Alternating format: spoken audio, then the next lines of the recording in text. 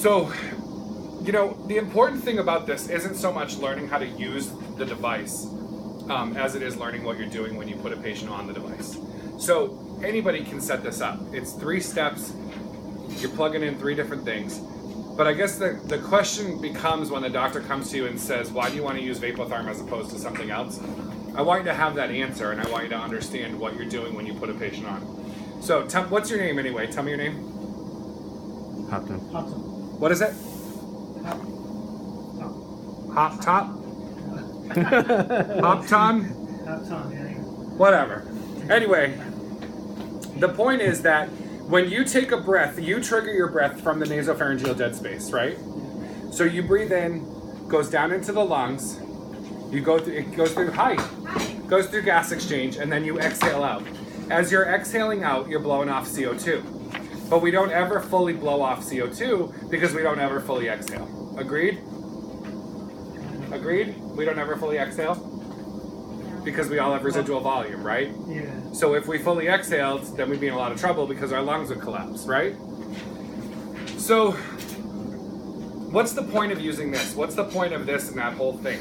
The point of it is that we want to do a couple things. First of all, we want to be careful that we say high flow, right? We don't really want to call it high flow because this is doing more than just a high flow therapy.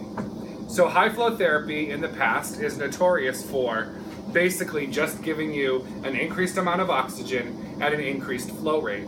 But would you use high flow therapy on a patient with increased CO2? No.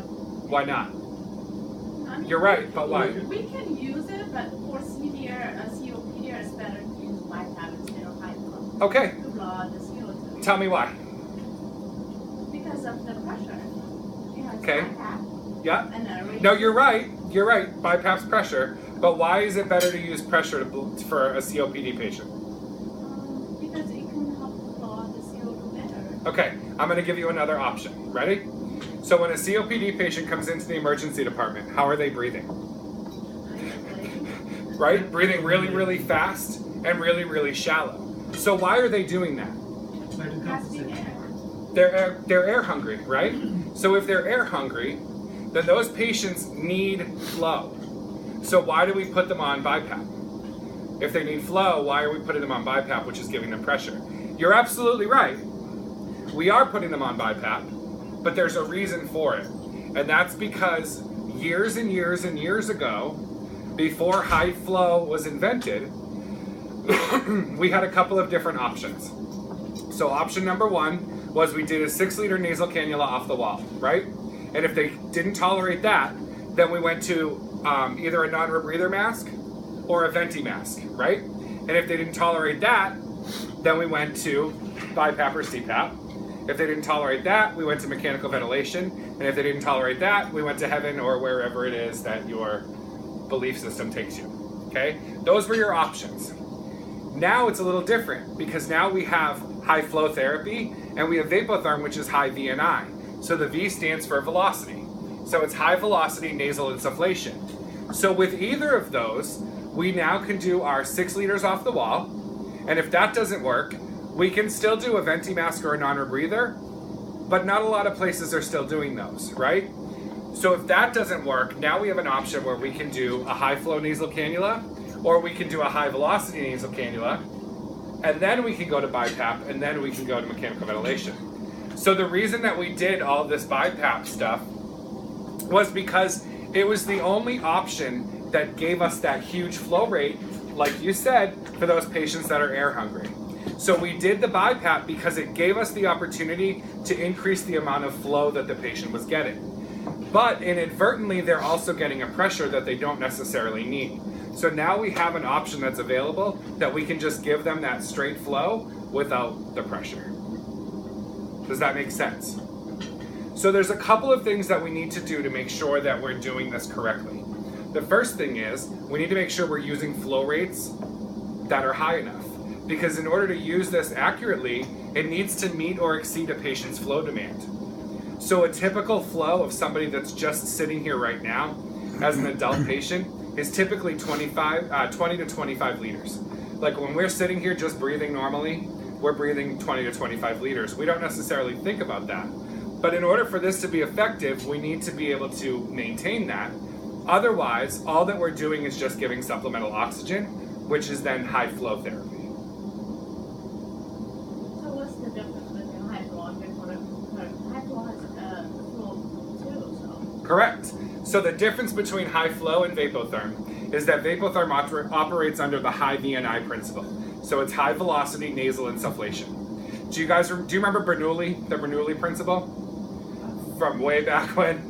So the Bernoulli principle is a flow principle, and basically what it says is that the amount of flow isn't really the factor. The flow stays the same, but the velocity at which that flow is being delivered is what makes all the difference.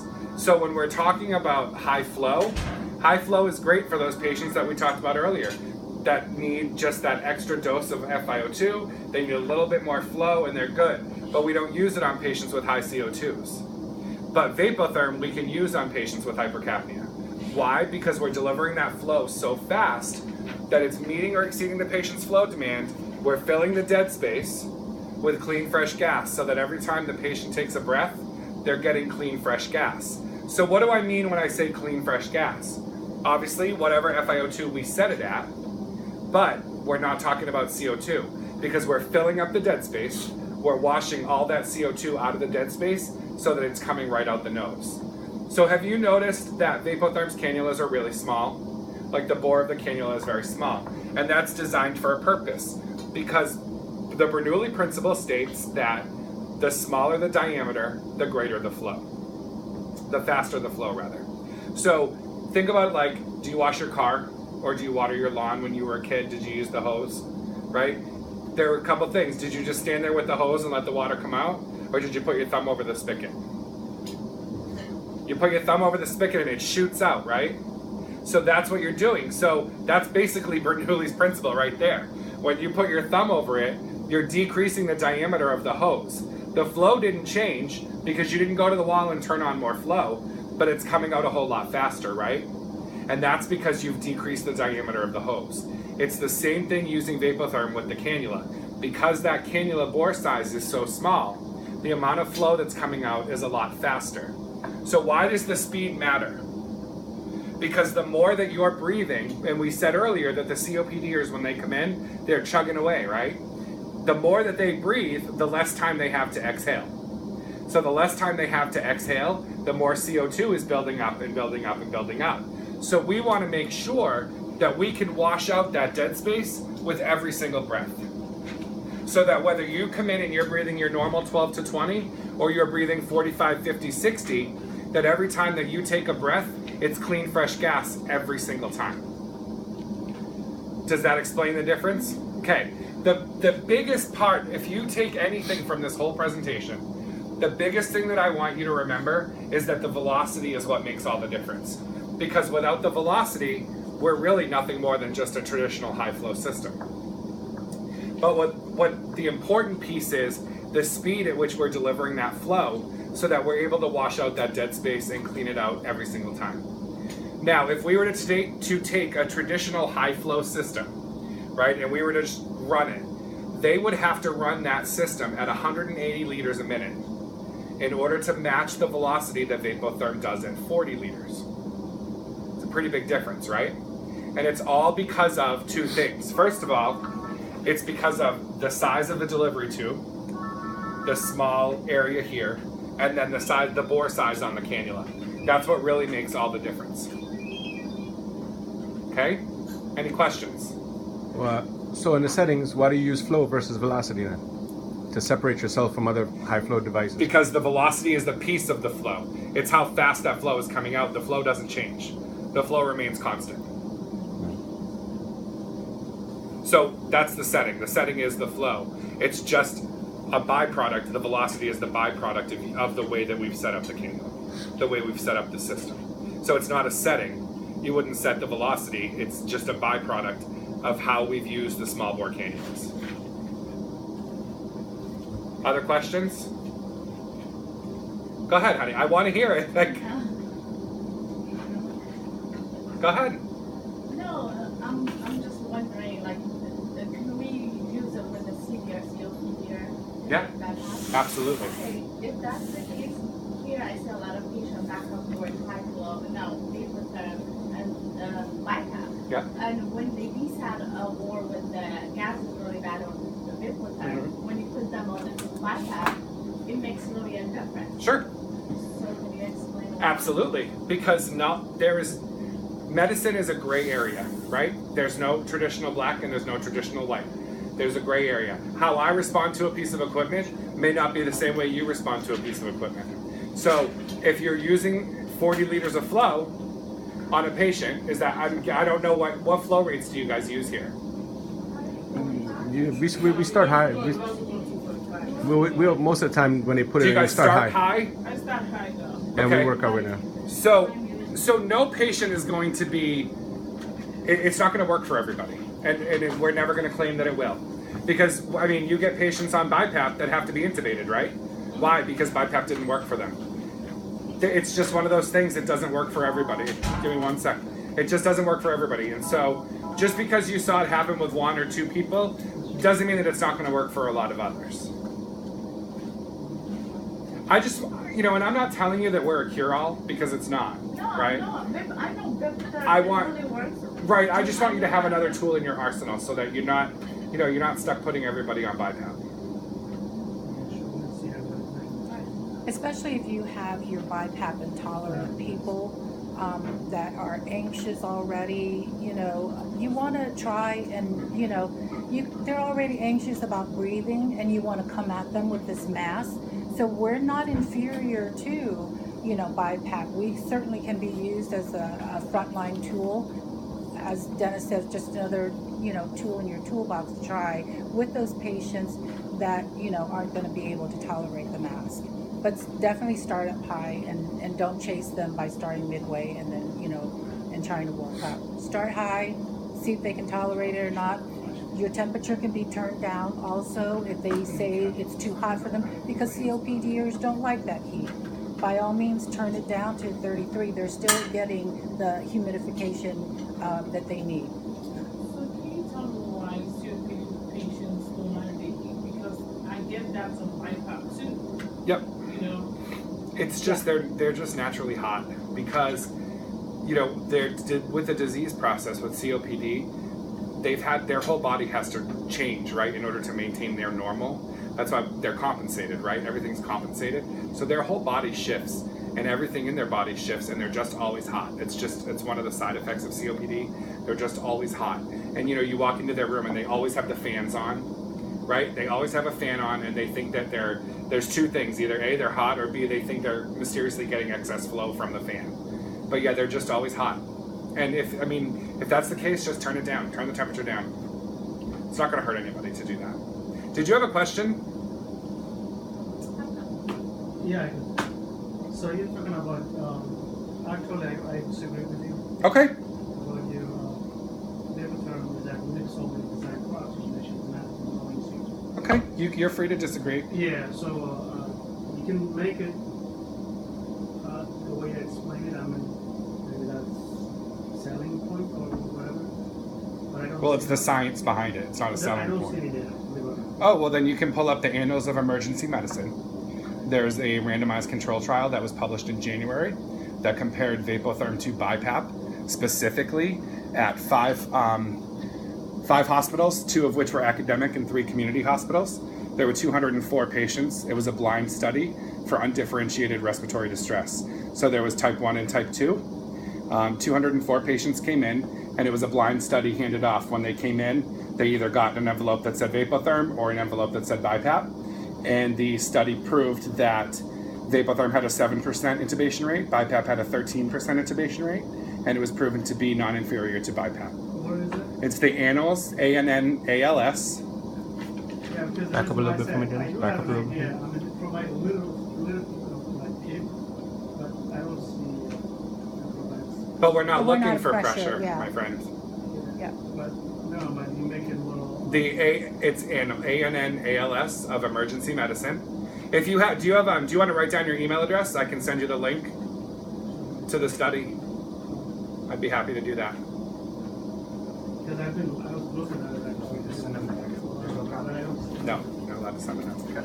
just to add to what you said, just to stay convincing, I've seen the patients that have really turned over you know, because where I work again, we use that, and I've seen difference as an ABGYN and X-ray. So I'm to paper tech. So this is a little animation also that I'll bring by that you can take a look at that shows the washout. So there is 30% dead space up here, right? Well, I agree with the washout. Okay. Yeah. So when you're washing out that CO2 because it's coming at you with such velocity, right? And you are able to capture, you know, the patient being you're able to capture that with the velocity. And then we're washing out that CO2 because we're not a closed system, right? We don't want to include more than 50% of the air. So there's room for that flushing to happen. But at the same time, because our vapors are coming out at 0.005 molecules, the deposition of that gas into the alveoli is greater also. So at the same time, you're flushing out, but you're also delivering into, you know, for gas exchange. So yeah, the study will help understand. So my question too, you know, most times patients on vapor tap and you give them nebulizer treatment. So my question is, how much of the treatment do they really get? So are you guys using it with a mask or are you using it with We use both. the Aerogen? In the NICU, it's the Aerogen. Okay. But with the adult, Yeah. mostly it's the mask. Yeah. Or sometimes some of them Like a have mouthpiece? So So I would say it's probably the most deposition with the Aerogen because that's the smaller, the Aerogen, the point of Aerogen is a super small particle size, which is kind of plays off of what Premjai talked about with the particle size. The smaller the particle, the deeper the deposition. So I would say Aerogen probably would be the first choice. The second choice would be the mouthpiece, and then the third choice would be the mask. Because at least with the mouthpiece, they're creating some sort of a seal over the mouthpiece, as opposed to the mask where they don't really have a seal at all, and it could be going in over here. So at a liter flow of 40, do you guys claim you create a specific amount of CPAP? Yep. Whatever So you call it? at 40 liters of flow, we're generating between 4 and 6 centimeters of water pressure.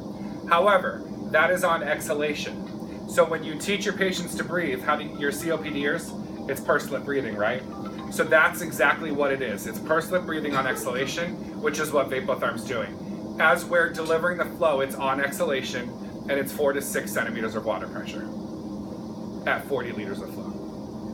Just like in the NICU, if you're using a low flow circuit in the NICU, at 8 liters of flow, it's 4 to 6 centimeters of water pressure as well. So what do you encourage for PEDS patients to be started on? So PEDS is a rough spot because, you know, PEDS, again, we go back to the gray area of medicine, right? Because a PEDS patient could be a kid that left a NICU yesterday, all the way up to a kid who's 18 and my size. So it really is going to take, in the PEDS patient, just kind of watching their work of breathing to see kind of where they need to be. I always start my PEDS patients at 10 to 15 liters, unless they're, you know, within that, you know, 2 to 3 month range. If they're 2 to 3 months old, I'm starting them a little lower, probably 8 to 10. But my PEDS patients, I'll start 10 to 15, and then I watch them, right? So if I'm watching them and their work of breathing is still working, then I'm keeping going on the flow because I'm never gonna hurt them, right?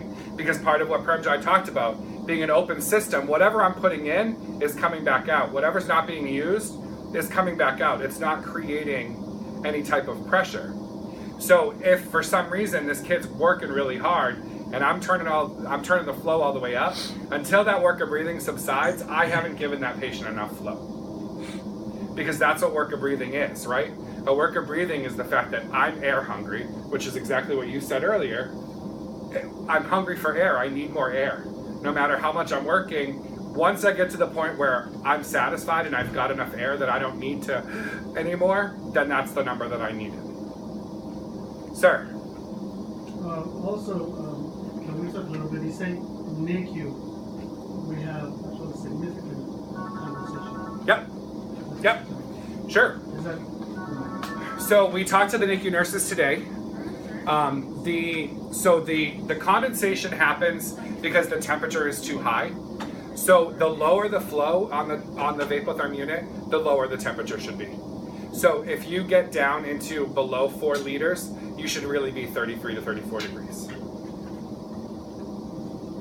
And then keep in mind, they were in the isolette, and the temperature from that also will interfere with condensation in your tubing. So if they're in an isolette, do you guys use like kangaroos up there? Or so if they're in an isolette, then you should set the temperature to the vapotherm 1 degree less than the isolette.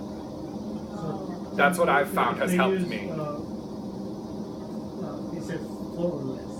Yeah, 4 or less. The temperature has to be set 34 or less. Yes. Yep. Because the temperature is set for high velocity therapy. And high velocity therapy is meeting or exceeding a patient's flow demand. And these babies' flow demand, 4 or less isn't really meeting a flow demand. Yes. So taking you back again. Yep. For the aerogene, Yep. I noticed on the high flow, Mm-hmm. it seems not to work real good because once you start in that, I guess, I don't know. The water? Yes. Okay. So think about this scientifically for a second. Have you touched the gas flow coming out of an aerogen before? It's cold, right? The air coming out. I feel that. So anytime you run a nebulizer, it's cold because the gas is cold. So what we're doing with this is we put that aerogen piece in right here, right? So now we've introduced what? We've introduced dead space into the circuit. So now not only did we introduce dead space where the temperature is going to drop, but we also just introduced a cold gas from the aerogen. It's chemistry. Anytime you introduce cold gas to warm air, it's like taking your Coke can out of the refrigerator on a warm day, setting it on the counter. It's going to create condensation. The hope is that using it for individual treatments, which is how it's supposed to be used, a lot of places will leave it in line and then they get just flooded out. But you can't leave it in line. You use it for the treatment, you take it out, put the cannula back on, and hopefully that'll eliminate a lot of that condensation issue. Because that's what was in the NICU, but I was just curious, like all the time that's condensation. Yep. And it makes sense. Yes. And in the And turn your NICU, you should temperature turn down. that temperature Yep. way down too. When you're running your aerogen, turn your temperature down while you're running the treatment. Okay. Take it out of line when you're finished and put your temperature back up. Yep. Yep. And also make sure that your aerogen is sitting upright. Yeah, I will Yep. listen because Yes. Yeah. And if the condensation continues to be bad, just keep the temperature down. You don't even really need to turn the temperature back up. Oh yeah, because like in the NICU here though, they just want it standard. If it's 6 liters, they want it 37. And that's fine because that's That's our recommendation. that's yeah. true high velocity therapy at 6 liters. Okay. Yep. Any other questions? Great questions. Comments? Check out that study. Yeah, sure. I'm going to give you my card, and I want you to email me any questions that you have. Okay? So do you have what can I say? For the nitrate? Yep. So the nitric circuit is the exact same circuit. The only difference is that, and it'll come just like a regular circuit does. The only difference is that there's 2 plastic pieces on the side that have a 22 adapter in the middle. All you're going to do is pop that 22 off. One goes in one end of the injector module, one goes in the other end of the injector module. And then there's a T-piece sample line that you'll plug in right between here and the cannula. And then you'll plug in your sample line. And then when you're done using nitric, all you need to do is pop that circuit, take the injector module out, close those back together again, and you can continue using it as a high flow circuit or a low flow circuit. Yep, you don't have to change it out. I think when the nitric guy came, in the book, there's the diagram in the nitric book too. Yes. So what?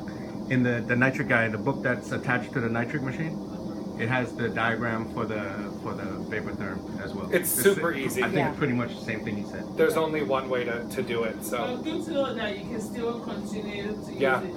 Yes. Maybe, I guess if you had not said that, I would think maybe there's still like a backup, you know, how yep, on it. you wouldn't have to put in a new circuit. Yeah. Yeah. Thank you. The last thing is, do you guys work in the NICU? That's why I was out thinking. So, some people work in the NICU and some don't. I don't. I mean, See? I can do, but I See? don't like that. See? We do. Mhm. No, seriously, we do. So, can I just have that cannula board? So the nurses were really thrilled with this. This is a solo cannula. It's a single pronged cannula. It's one prong. And the reason for it is Everybody is so One. thrilled with that. one. Let me see. And it was devised because we tell you not to include more than 50% of the nair, right? That's good. Then you So if those babies have an NG tube in, I've already included that nair. But Why does it did you really bring work? one for adult too? Because adult do have empty tubes too, and yeah. We are right now. They are doing one for pediatrics and adults that should be released very soon. The point of it is, and it's actually been through when it went through all of its testing for the FDA. It's actually proven to be more effective than a dual prong cannula. So my favorite because I was a NICU therapist, I use that on everybody, even if they didn't have an NG tube. You like NICU? I loved NICU. Me too. Adults are gross and they smell bad. And I have to, play Monopoly at the morgue. Is there any suggested weaning methods? FiO2 Yes. first, flow first. My weaning method would be whatever makes you comfortable. Because here's the deal, guys. However you choose to wean, you're going to see results within 10 to 15 minutes. So whether it be you're choosing to wean your FiO2 first, if you wean your FiO2 down and it's too much for that patient, they're going to desat, right? If you wean your flow down and it's too much too fast, they're going to start working to breathe. So either way, you're seeing results and you're seeing them quickly, and you're seeing that, you need to, at that point you can decide what you want to do. Some people choose to wean the oxygen first, some people choose to wean the flow first. I always weaned oxygen first down to 60%, and then I would wean the flow, because I would much rather be giving my patient a whole lot of flow with no oxygen. Especially in the NICU population, I always want to turn down those O's as fast as I can. We had a conversation earlier about mild to moderate, like a Yes. CHF patient to a moderate to severe patient. Yep. What's indicated? What's your What's name? not indicated? Kalila, you can call me Leela. Leela. So this is going to go with what we talked about a little while ago. Congestive heart failure can be very tricky, because when we talk about congestive heart failure, we're always talking about fluid. And those are the patients, I don't even want you to play with Vapotherm. On a patient that is in moderate to severe CHF. Now, if they're in mild to moderate CHF, meaning, and this is how I always explain it. So, when I worked in the hospitals, Easter Sunday at 2 o'clock, we would always line up the BiPAPs in the ED. Right? Because they go to church, they come home, they eat their ham dinner. And they're coming back. They're coming by 2:30, 3 o'clock. Yeah. They've eaten all the salt. Yeah. They're just loaded up, right? So a mild CHF, a mild to moderate CHF, would be Mrs. Smith, who knows that she has CHF. She knows she shouldn't have eaten that, right? She can feel the tingling starting, the fluids coming to build up. She might even have a little bit of edema.